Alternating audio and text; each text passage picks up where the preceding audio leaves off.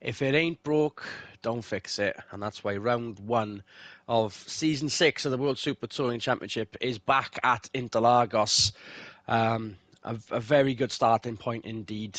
A flyaway round, a high-ish sort of altitude circuit to test the cars out, give them a bit more testing time, and a testing time for the drivers as well.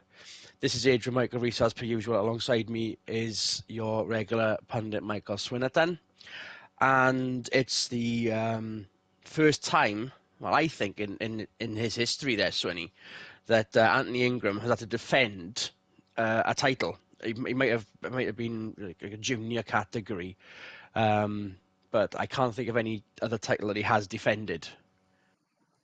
Yeah, this is his first big one, having nicked a couple of junior categories, as you said, in his climb up the ladder, so to speak. But yeah, this is going to be the first time he's going to have to play defence on a much larger scale. So we have to see how he does there. Starting 7th, so that's an okay starting position. It's in the top 10. He could move forwards. Even if he doesn't, he might get a good grid spot for race 2. We'll just have to wait and see.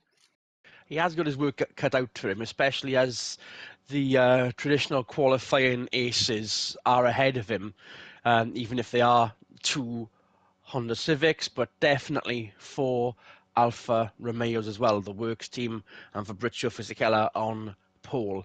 Bright sunshine overhead, the shadows looming in as we are late afternoon. So we're going to see how this pans out once more. For the 6th time, we start a season off, and almost as if to sort of mock themselves, Honda with a bad start, but that's because these 4 rear-wheel drive Alphas will always get off the line quicker than them. And a very special. What a fantastic getaway, though, from Zhou Sheng in the privateer Toyota.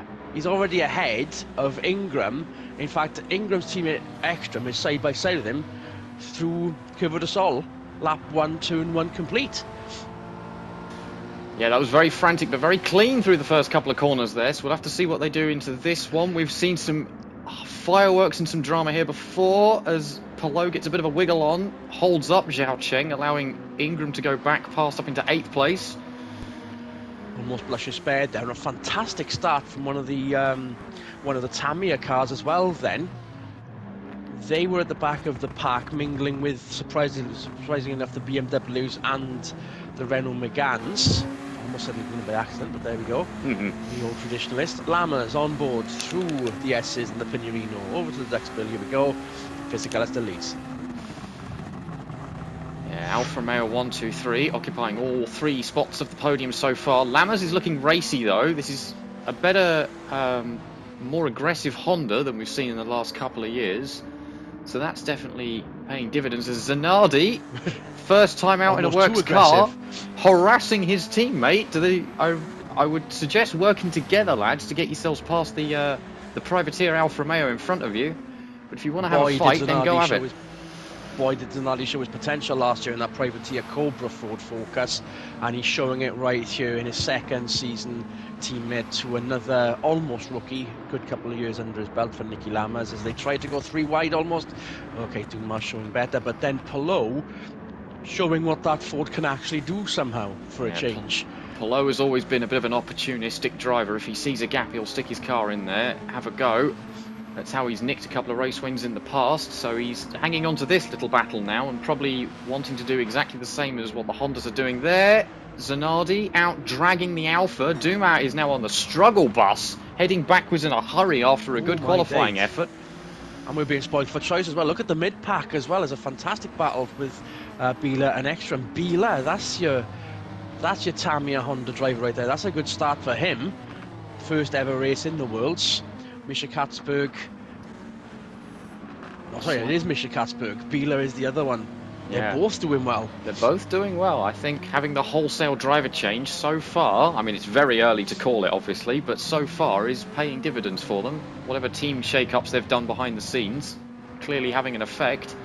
These two very happy and very comfortable with their cars. They were all smiles in practice.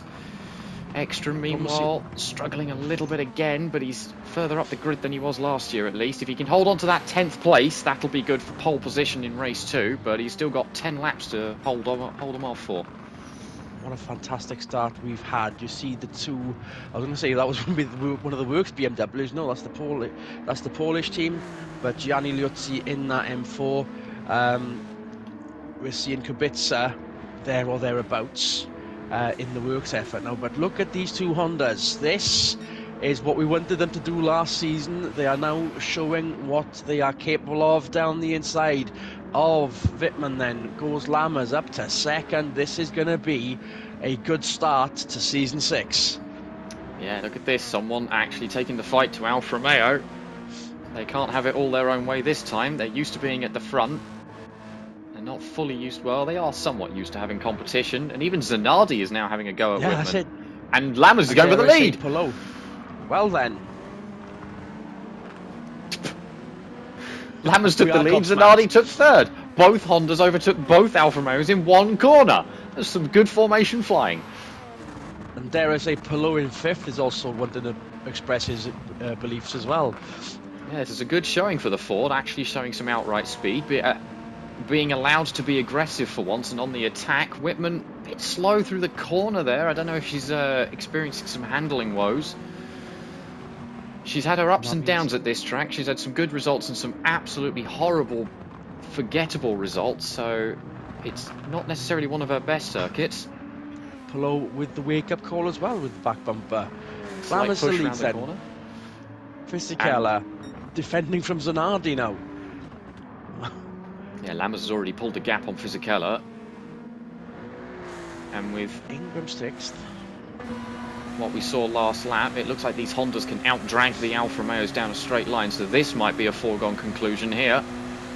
Let's stick on the onboard with Zanardi then for now. Fisichella defending the corner, coming up, but has the Honda got the legs?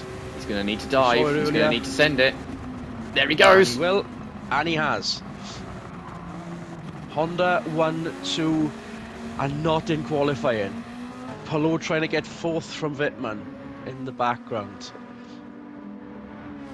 Still stuck behind Wittmann for now. He needs to be careful not to burn his front tyres out, of course, trying too hard.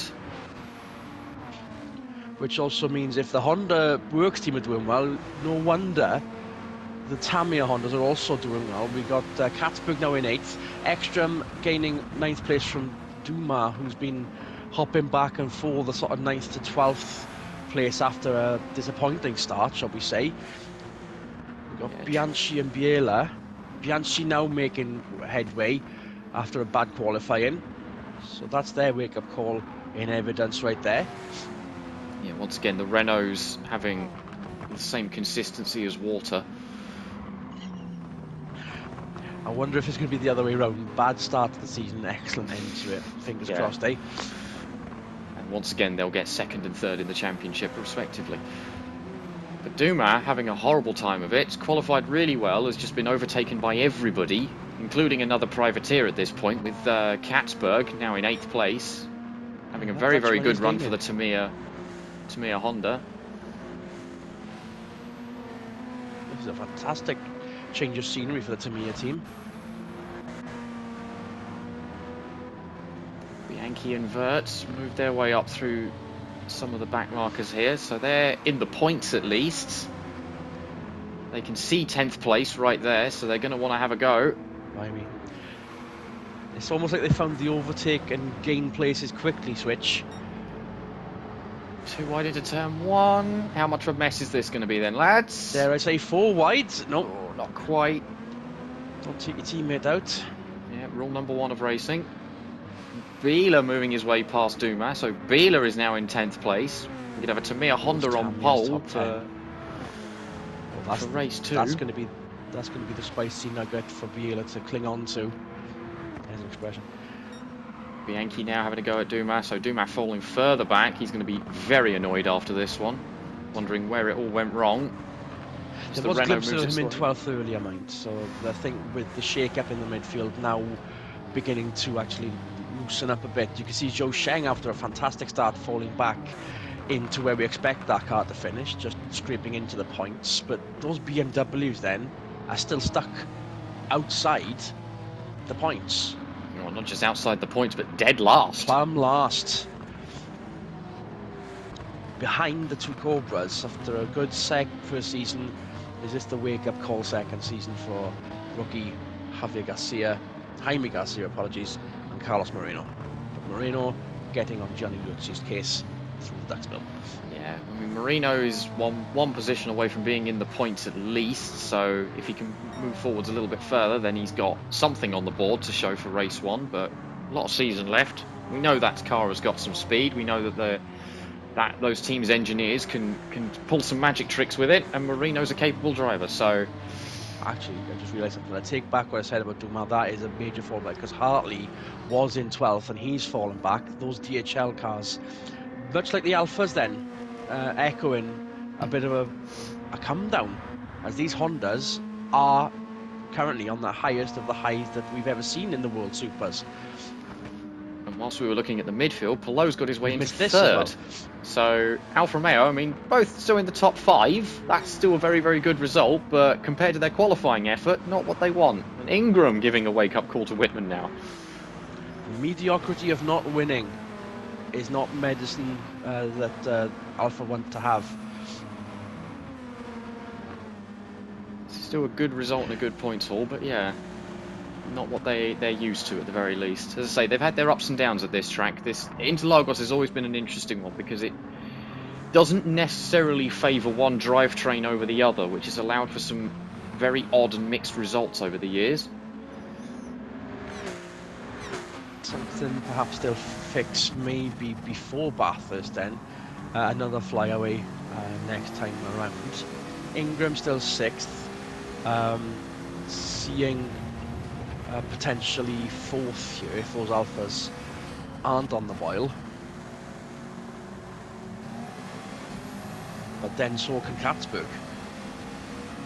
Yeah, Ingram does need to get a wriggle on, otherwise he's going to have to attack and defend at the same time, because Katzberg and Salo do look like they're gaining.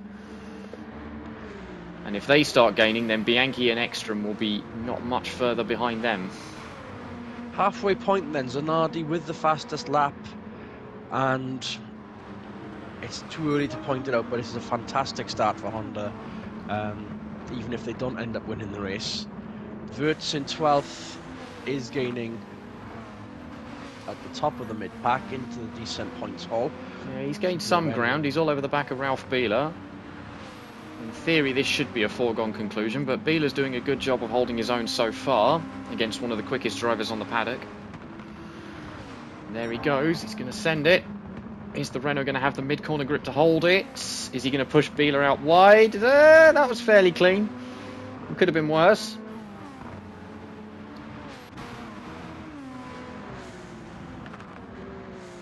Meanwhile, the other Renault on the other Tamiya Honda, a little bit further up the road. Ingram taking a very interesting wide line there. Salo going defensive, blocking Katzberg. That's allowed the Renault to stick its nose in. Katzberg has a bit of a wider line through that corner, allowing for some more momentum, keeping him in position. And there goes Ingram on Whitman. It's all happening at once, and there's 3 wide at the back there. Ekstrom then trying to get Katzberg's 8th place off him. Doing so, going all the way down to 10th. These Renaults have suddenly come alive and looking incredibly dangerous.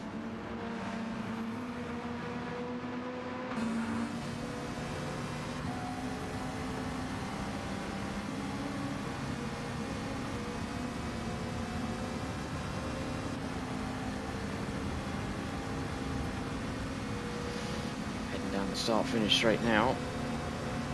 Ekstrom's going to need to be careful. Doesn't have a move sent on him by one of the cars behind. Bit of a wiggle. Allows Katzberg to get it a nose in. So they're going to have a drag race now. Apologies for that. I just realised mic settings were wrong on my headsets when he recognised that and kept bravely pursuing that, whilst these two Tamiyas are bravely hanging on to the top 10. Oh, 3 wide with a Volvo. Meanwhile, Wirtz is just sitting back and watching all of this unfold. Potentially a free 9th place if these 3 get it on. that's both Tamiya's now, 9th and 10th. So if this stays the way it is, we'll have a Team Tamiya front row for race 2. We've not had that in a long time. Ekstrom scraping into it again, as these front-wheel drive cars are showing their dominance for a change around circuits that the rear-wheel drive Alphas and BMWs, and to a lesser degree the Toyota of old, would have.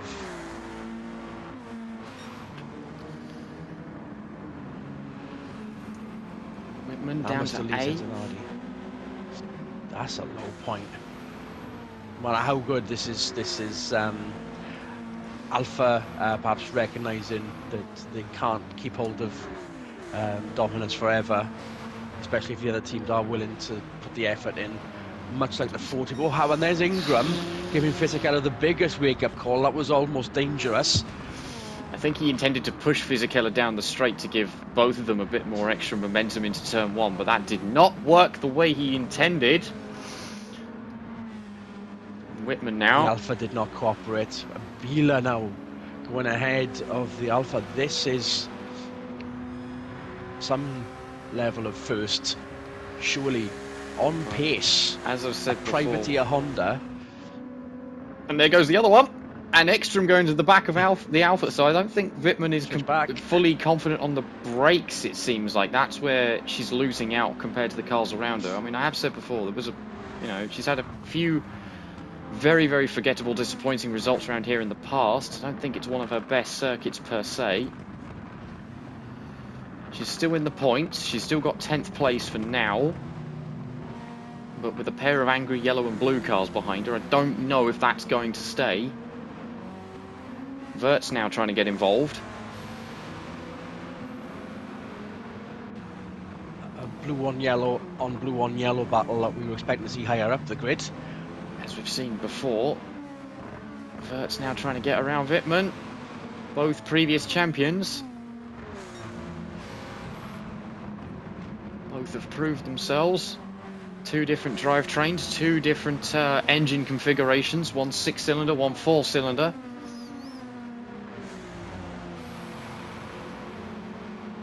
Midfield battle still rages on whilst the lead has calmed down, shall we say. Lammers is running away with this, unless Zanardi can put another faster lap in to get the position swapped. I doubt that's going to happen. Verts, however, still into the back of Wittmann. Still going to give Wittmann a bit of a push. That Alpha is not happy on its brakes. They need to look at the brake bias or something with that car for race 2. And that's allowed Ekstrom back in front of the Renault.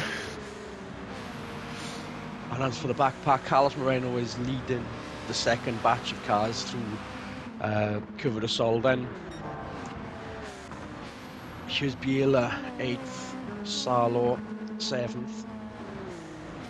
The march of the Tamiya Hondas continues, because Biela is now looking like he wants to take 7th off of Salo here.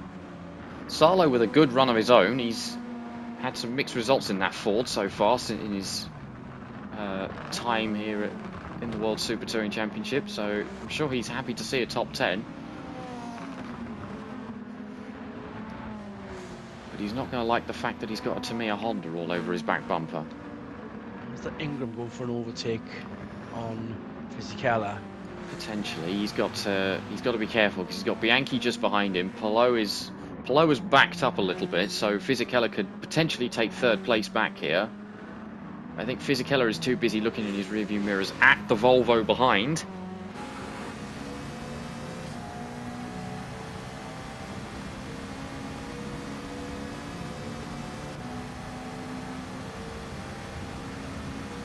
Blue in a strong 3rd, Fisichella in a very good 4th, but Alpha will be expecting answers at some point later in the season then, if this is the best they can do around here. If the other teams have, in fact, if the other front-wheel drive cars have in fact caught up. Potentially. Very much in evidence around here. Potentially, yeah. I wouldn't be too worried though, because obviously there are some tracks on the calendar that we know are favouring rear-wheel drive cars, and the Alpha being one of the rear-wheel drive cars means they can capitalise there where they're losing out here. And they're still not doing as bad as other rear-wheel drive teams we could talk about. Certainly. It's not all fully doom and gloom. Echoes of season 2, I believe. So long ago now. Ekstrom now into 10th. Wittmann has lost out to the two blue and yellow cars down here. And there goes Wirtz. He wants that pole position for race 2. Ekstrom with a wide line through the corner. Slams the door back in the Renault's face.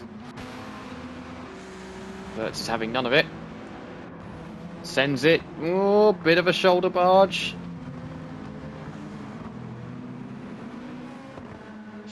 Not the cleanest move, but was legal. So Ekstrom down to 11th. Now on the outside looking in. Wirtz with the potential pole position for race 2. And he's only got just over a lap to hold that now.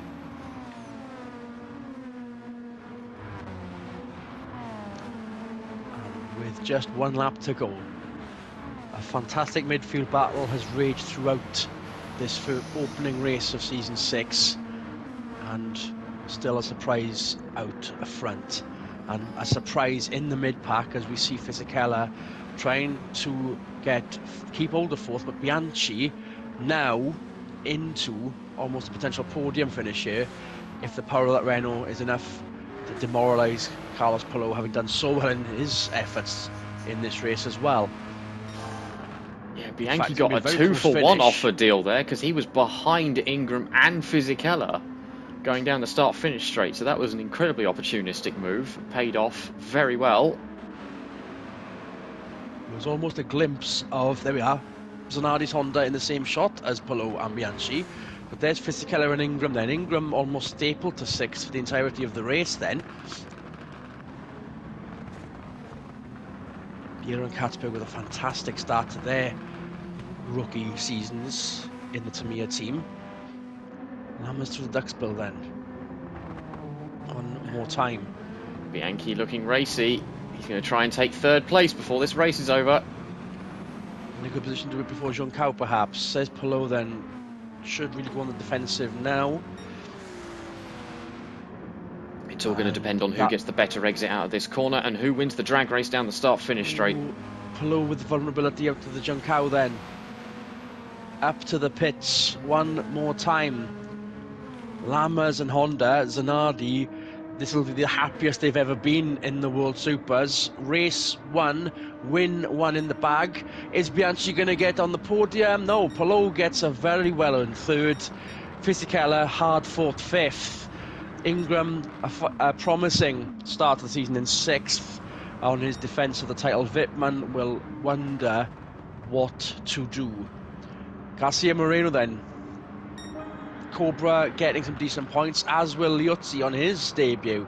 The Alpha Privateers fell back heavily, and the only thing that saves face of BMW is they were not plumb last, but still not enough to gain or get any points at all in the first race of season 6. All we can say is, wow. Wow, indeed. Big congratulations to Honda. They've definitely done their homework in the off-season. We've seen this place be not particularly nice to BMW in the past. It's sad to see that old gremlin has risen its head again, but this is race 1. This is round 1. We've got a lot of races to come over the course of the season. They've got a lot more opportunities to pick up those points that they've just lost out here. The fact that it all could change mid-season is going to make this championship a bit more exciting than the last one. And the last season was, in fact, pretty good. And this is all to look forward to, especially with race 2 to look forward to as well then. By the end of that one, we'll discuss how it pans out for the points, even though it is very early days then. So Honda and potentially best start of their season, will they be able to maintain it? We'll see for race 2. On behalf of Michael Swinnerton, then Adrian Michael Rees saying see you for race 2. Good racing, everyone.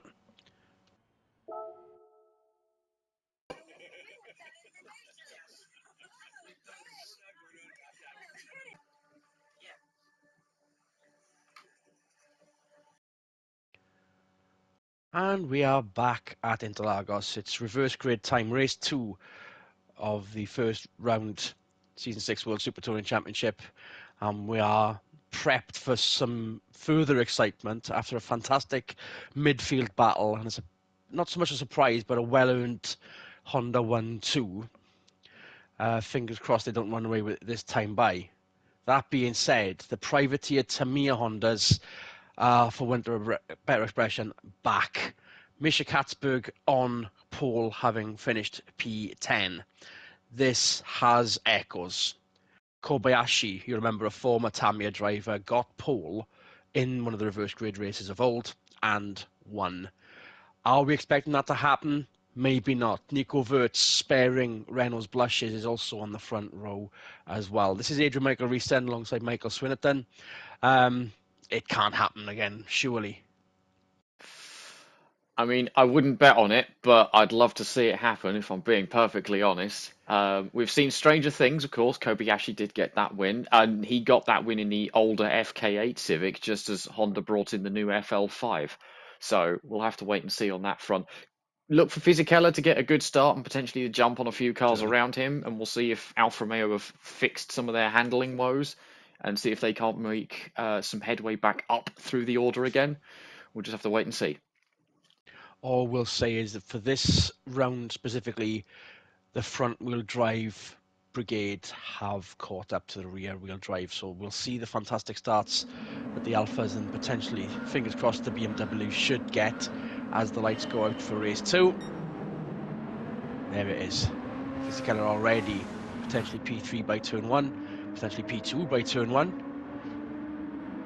Katzberg into the lead then. Wirtz second, Fisichella third, but Salo ahead of Biela then. Similarly clean getaway for race 2 as it was race 1, but turn 4 coming up and the descent to the lakes. Wirtz wasting no time going for the lead. That being said, Slight shoulder barge. Katzberg gets Biela came back as well, again. up to third. Yeah, once again, slightly chaotic, but very clean through the first couple of corners. Everyone in a big old blob of cars as they head into the technical section at the middle of the circuit here. Katzberg still holding on to the lead. Salo with some understeer. Fisichella after that good start has dropped a couple of spots. We see Liuzzi ahead of Wittmann. Oh, never mind. Wittmann got it back. And there is an entire dustbin of rear-wheel drive cars at the back of the grid. Back of the pack through the Junção. Yeah, as I said before, as I said in race 1, this track has always produced a few mixed results in terms of front-wheel drive over rear-wheel drive favourability. Wirtz had a run on Katzberg there. Katzberg kind of slammed the door. Had some doubts about the racing line as well then, did Wirtz, before the braking area for turn 1. That means Katzberg has got that turn for now. Big slide there though, lost a lot of grip through the first corner. Wirtz is going to be able to capitalise. If he gets a good result, good run out of here, he can get in front for next corner. Not quite, backs off for slightly. Whilst that's happening, we're seeing Ingram hopping up and down the ladder in the mid-pack there. Once again, stuck behind a familiar Alfa Romeo, but he was in race 1. There goes Zanardi! The aggression. Ooh, that was a bit overly aggressive. I don't think Ingram's going to take too kindly to that one. In fact, Zanardi has, well, obviously conceded place then, but not without a fight.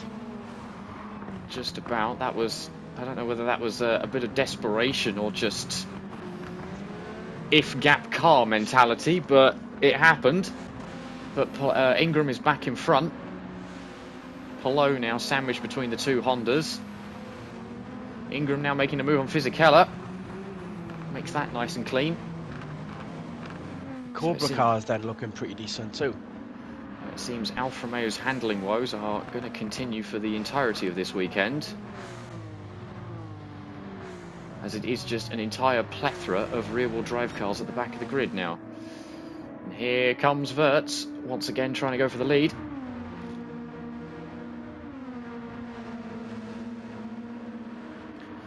Katzberg defending now, more than he was previous lap. Wirtz with the fastest flying lap. Yeah, Wirtz is definitely the faster car here. He just can't quite find the time and the positioning to pass cleanly.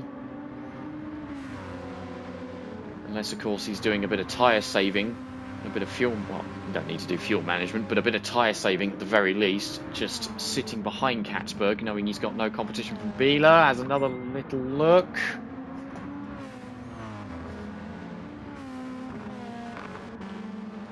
We're getting that. You heard that ping? That was on track investigation.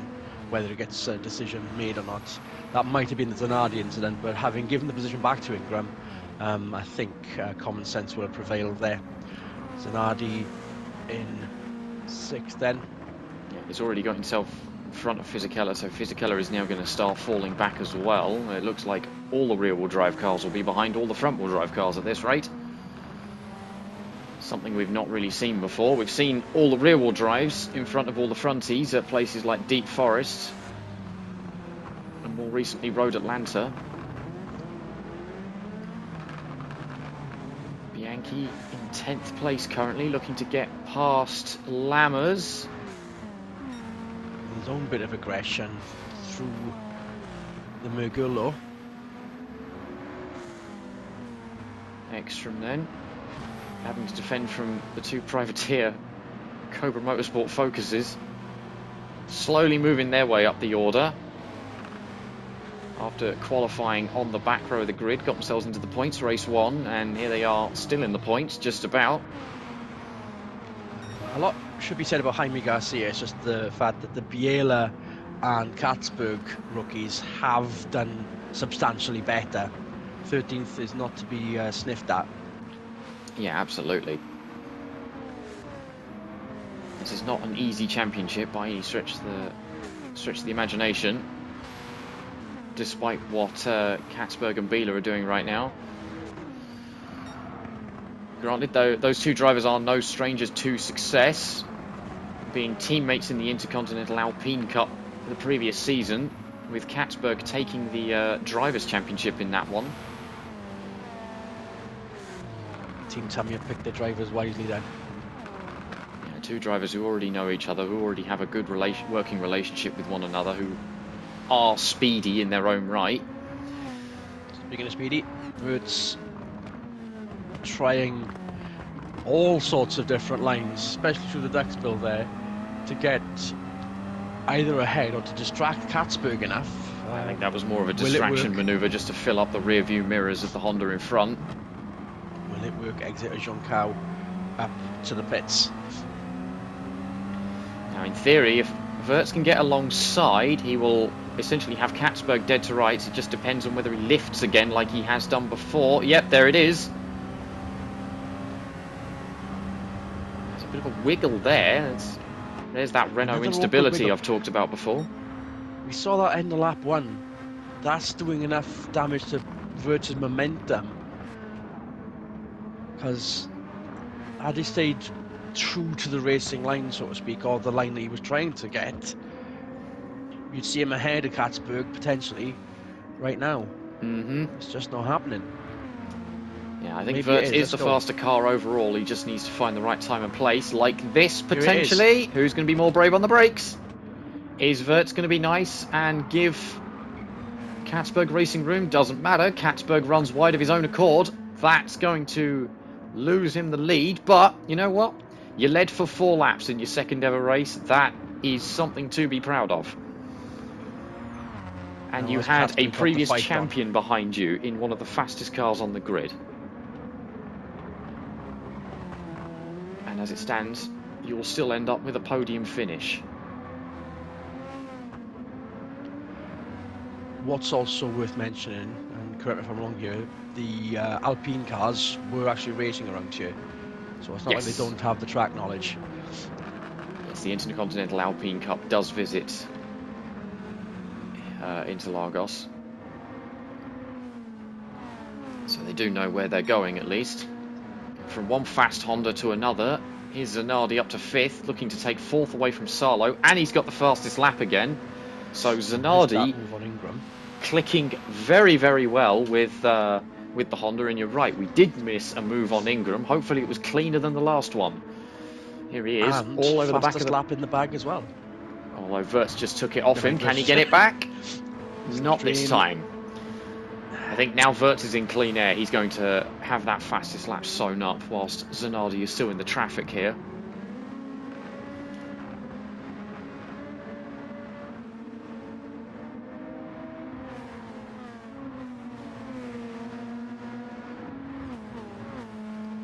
There's now a 3-car fight for 3rd. Bieler holding up the 2 works cars. There goes Salo. His teammate got a podium in race 1. He wants to repeat that performance. And Bieler lost 2 spots in 2 corners there as Zanardi followed the Ford through.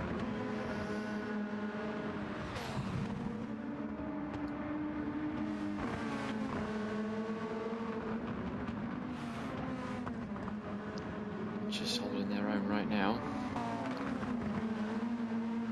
A P3, P4, P5 that we would not have seen, maybe the Honda we would have seen last year. Bieler though not giving in. He looks like he's going to try and take 4th back off of Zanardi. They are allowed to race each other, of course. Inter-team orders are not really a thing, even though they're in the same cars as each other. They've expected it this early. But Zanardi with a much better exit out of the corner there. Going to get a good run down the start-finish straight. Might be able to send it on Salo into turn 1. Depends on how defensive Salo goes. He's going to go a little bit defensive. He leaves a good amount of track though. Is Zanardi going to pull out and try it? There he goes at the last second. Oh, got into the back of the Ford a little bit. Sent Salo sideways. Once again, not the cleanest move from Zanardi. He needs to rein that aggression in unless he gets it, unless he wants it served back to him at some point, because it will happen. Yeah, Salo might not be best pleased with that at all. Lost his momentum, exit at turn 1. The S's, start of the S's. Wirtz miles ahead now at Katzberg. Katzberg not having to fight too hard, but that's because Zanardi was held up by Salo for so long. You can now see that the works car gaining on the Dutchman. Yeah, I think that's only going to be a matter of time. Katzberg needs to get a wriggle on, but I don't know how much of a wriggle he can actually give, because Zanardi is definitely the 2nd fastest car on the track right now, after Nico Wirtz. He's just needs to be a little bit better at utilising that speed in certain places and not being quite so aggressive with the front bumper. We'll see how he does with Katzberg here, or if Katzberg can hold on to the position. See what kind of drag race we get down the start-finish straight. What a power required to get out of Jean Cowan up to the pits.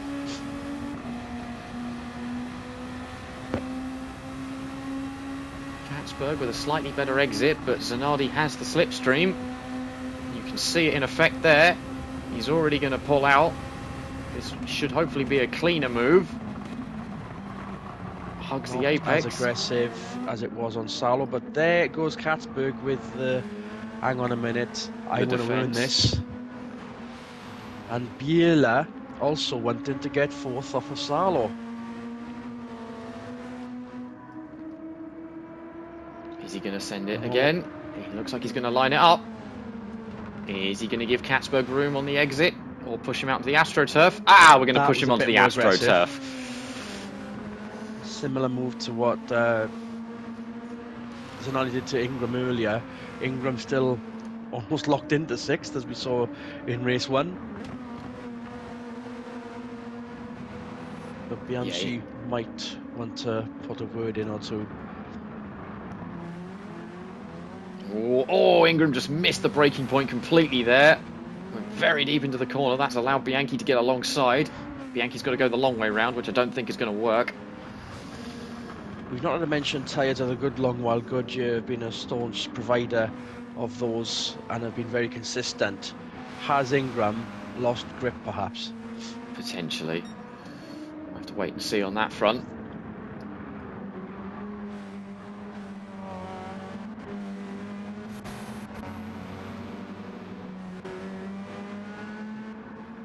Everyone just sort of spread out and doing their own thing right now. Ekstrom holding on to 10th. Has gotten away from the two Cobra Motorsport. These two Fords. Alphas, blimey. Oh dear. So it is a literal division of the field. Every front-wheel drive car is in front of every single rear-wheel drive car right now.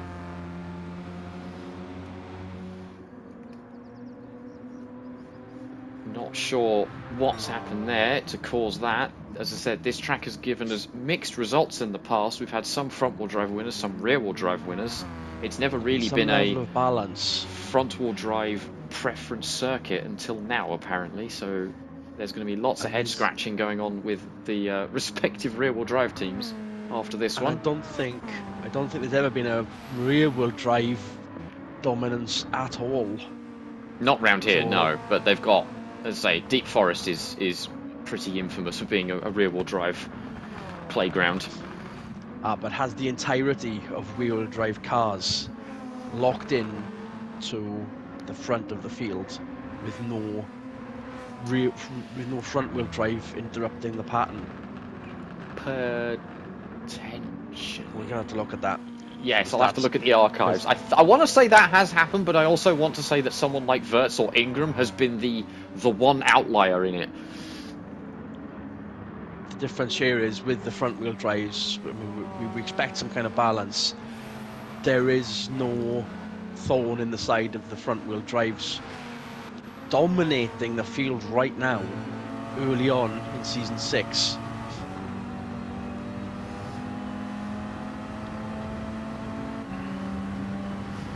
Bianchi then.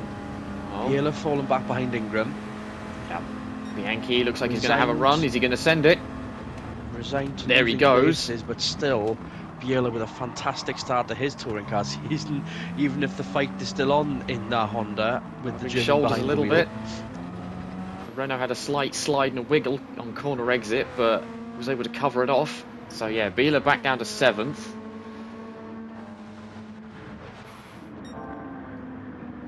Salo looking a bit aggressive on Katzberg now. Zanardi hasn't really pulled away like I was sort of expecting him to. Maybe he's used up too much of his car, both mechanically and physically, to really try and catch Wirtz.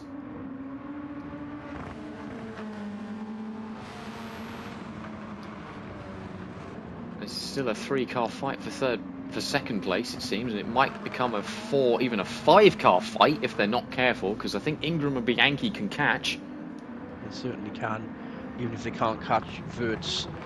It's been a long time coming for Wirtz to be ahead of the pack early on. Not since the Volkswagen days, the Scirocco days rather, where Wirtz has been getting the message clear out there that he wants to be in for the championship early on. Do we discount the Renaults last year? Maybe not. They did better last year. There was less of a drop-off at the towards season end compared to previous seasons, so they are improving that car steadily. Bianchi now having a go at Ingram. Alternate line there, bit of power in that McGann to get 5th off of Ingram. Ingram stuck to 6th again. Maybe not. Bianchi, not sure what happened there mid-corner. He sort of slammed on the anchors and then turned it aggressively back towards the racing line. Ingram kind of had to take evasive action there a little bit. And if it gave him the fastest lap just then, maybe it won't be this time by. Well, those Renaults have got speed. Wirtz holding it onto the fastest lap earlier. Now it's his teammate with a lap and a half of goodness to go. Yeah, once again, a little bit of a spread out here, so the fight for second has cooled down. for now.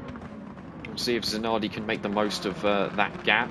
We'll see if Sarlo can make it up again, and we'll see if Katzberg can hold his own there in third place. And what can Bianchi do now that he's around Ingram? Will he catch these cars and make mincemeat of them with the very few miles left to go in this race?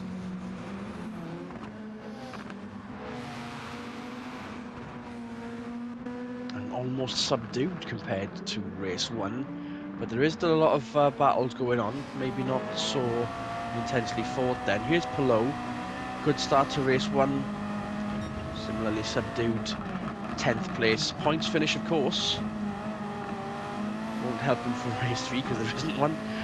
Carlos Moreno and Garcia, one better than they were at the start. 11th and 12th in those Cobra focuses, similar cars to the onboard you're seeing right now. Ekstrom and Lammers ahead. Lammers would have expected a bit more, perhaps, out of race 2, having substantially won race 1. You'd think, but what a car does in traffic compared to what a car does in clean air is always a bit of a different thing. And dare I say it, there's some stragglers, and to top it all off, it is one of the DHL Alphas normally seen at the front of the field. Yeah, after such a good qualifying session, they're going to be very annoyed with how this has gone. Bianchi nicking 4th off of Sarlo. Sarlo sends it back on him. No, you don't, says the Ford. But yes, I do, says the Renault. This is not over yet. It's getting aggressive. Oh, it's got aggressive. It has gotten aggressive. Sarlo with a tight line through the corner. Bianchi could get a better exit. This has allowed Ingram to catch back up. Are we going to have some more fireworks going down to the checkered flag?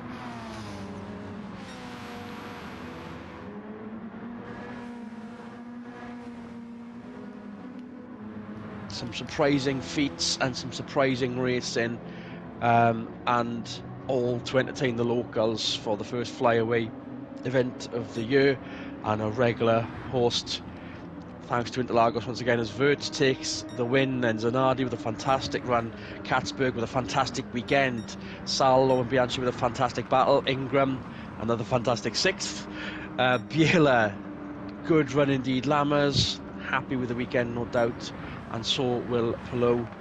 And then just oxygen between, well, the locals will be happy with this.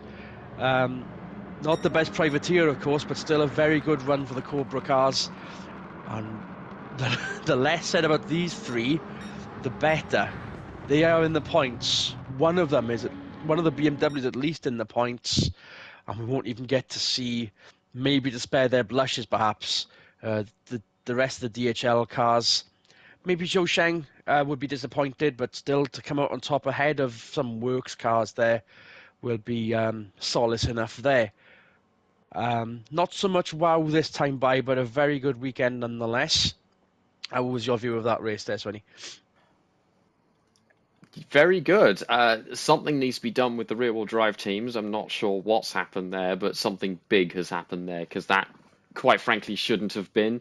I do say it is sad, but someone has to finish last. But when you've got the field split completely by drivetrain, it's I think more than one person has made a bit of an oopsie there. However, massive congratulations to the Team Tamiya team. That's the first time I'm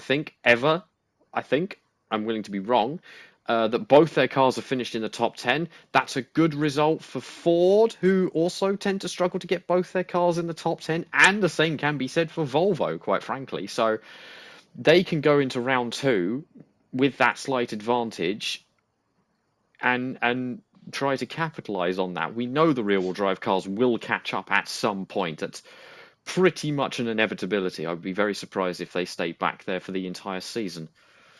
We wonder if that'll all change at Bathurst then for round 2. So here's evidence enough then that the rear-wheel drive cars have got work to do.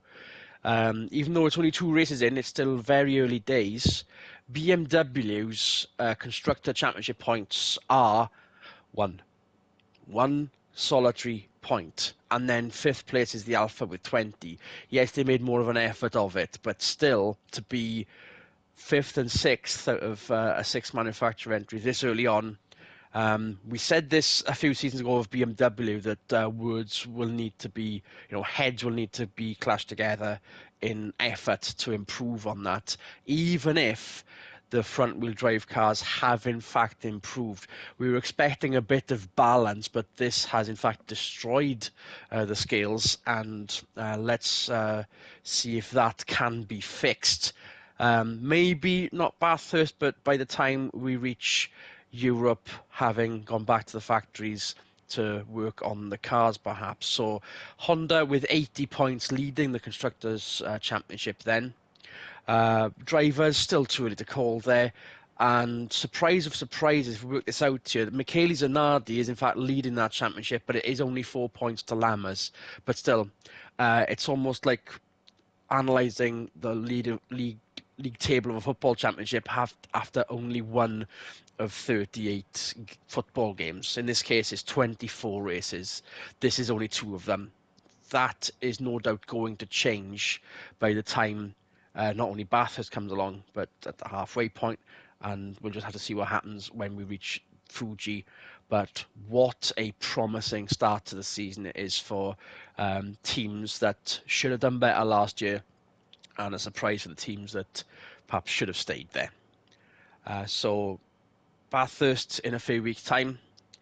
Um, it's almost going to be potluck again, do you think, for that particular circuit compared to Bathurst, compared to Interlagos, Swinny? Potentially, yeah, because obviously I think the rear-wheel drive cars will be quicker over the top of the mountain because it's sort of the technical section where they can utilize their acceleration over front-wheel drive corner exit abilities. But then we've got the Conrod Straight where, in theory, a lot of these front-wheel drive cars can just stroll past the rear-wheel drive cars in a straight line because they do have the better straight line speed. So we'll just have to wait and see on that one. I'm interested to see what's happened. Bathurst always produces a good race, especially in smaller, slower cars like these. Yeah, do we get more of the same or do we get more of a mix-up? Who's to say? And we will look forward to it with you on this channel. So that is round one in the bag, and a very good one indeed. I've been Adrian Michael Reese. He's been Michael Swinnerton, and we'll see you for Bathurst. Good racing, everyone.